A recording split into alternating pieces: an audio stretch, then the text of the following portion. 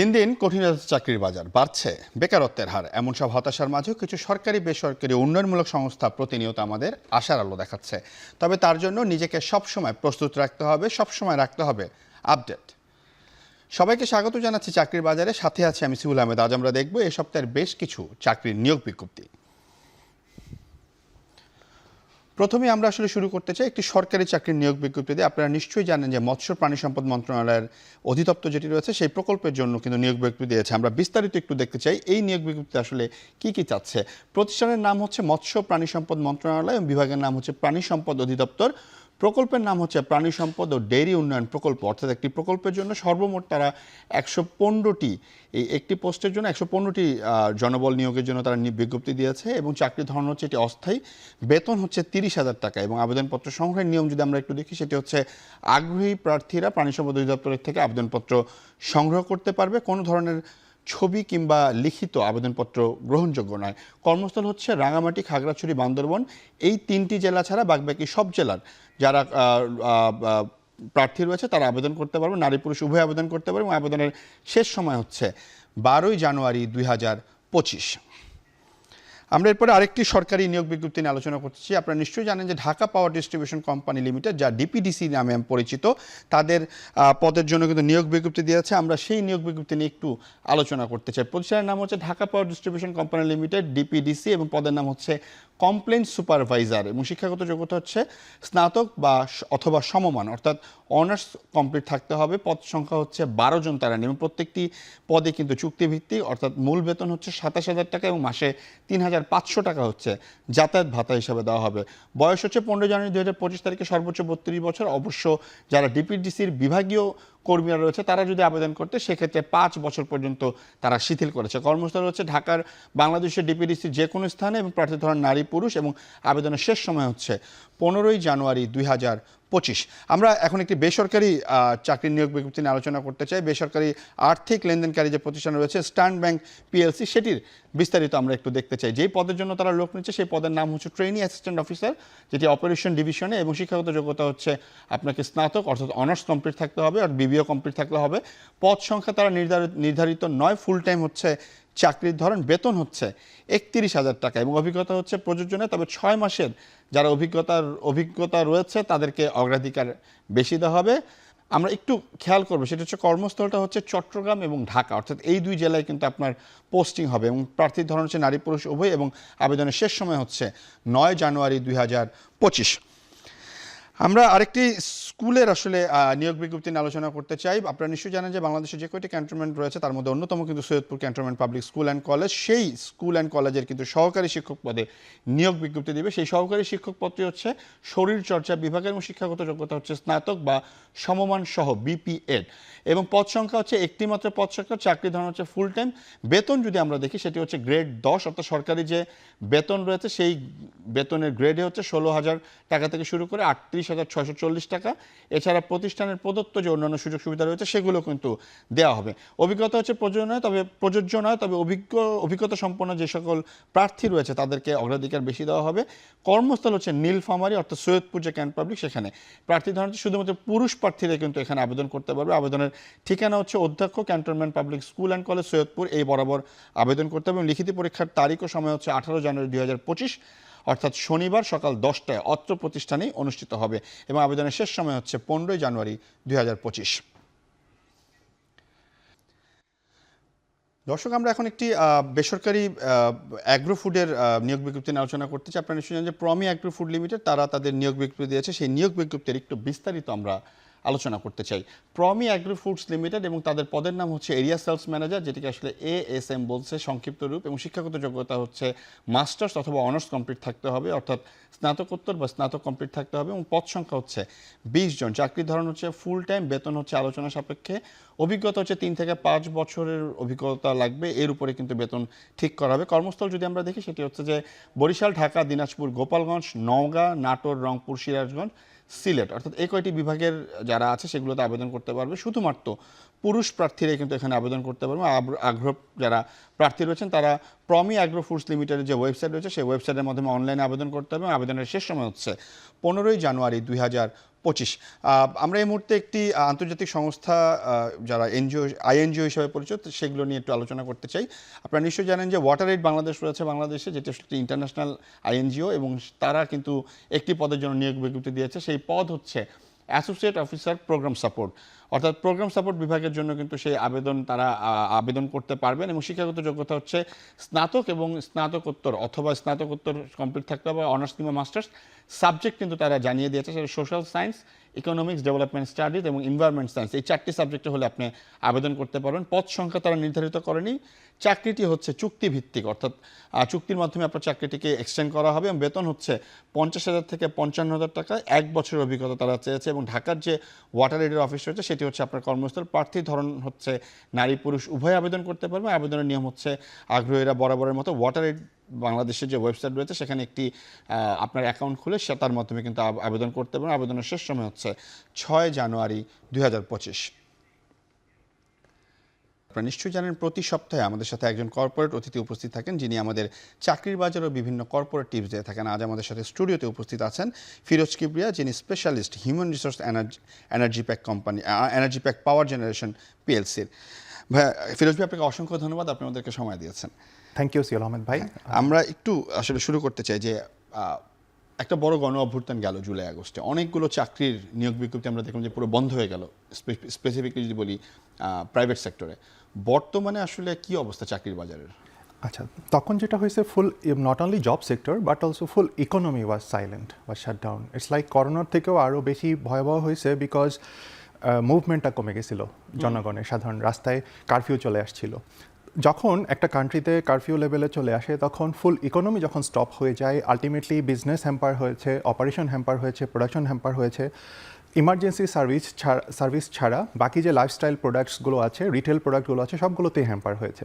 তো সেই ক্ষেত্রে আমাদের সেখান থেকে আমরা অলমোস্ট সেটা ওভারকাম করে আসছি, এবং ইটস এ নিউ ইয়ার 2025, এবং এই নতুন বছরে আমরা আশা করছি নতুন উদ্যমে আমরা with the help of the Bangladesh এখন যে চেঞ্জগুলো আসছে সেই চেঞ্জগুলো নিয়ে আমরা এগিয়ে যেতে পারবো। তার মানে কি চাকরির বাজারে এখন নিয়োগ বিজ্ঞপ্তিগুলো অনবরত আসছে, মানে রাইট, আবার এটা রিস্টার্ট করেছে। আচ্ছা, এই যে একটা চেঞ্জ হলো, এই চেঞ্জের পরে কি আসলে নিয়োগ বিজ্ঞপ্তি যেগুলো দেওয়া হচ্ছে সেগুলো কি একটু ধাক্কা পড়েছে বলে মনে করছেন যারা ক্যান্ডিডেট ছিল? এখানে বাংলাদেশের চেঞ্জের সাথে আমি বলবো আরেকটা রিভলিউশনারি চেঞ্জ আমরা দেখতে পাচ্ছি ওয়ার্ল্ড ইকোনমির সাথে। যেভাবে জেনারেশন জি মার্কেটে ইন করছে, সেটার ইম্প্যাক্ট খুব ভালোভাবে জব সেক্টরে পড়ছে world wide, not only in Bangladesh but also globally.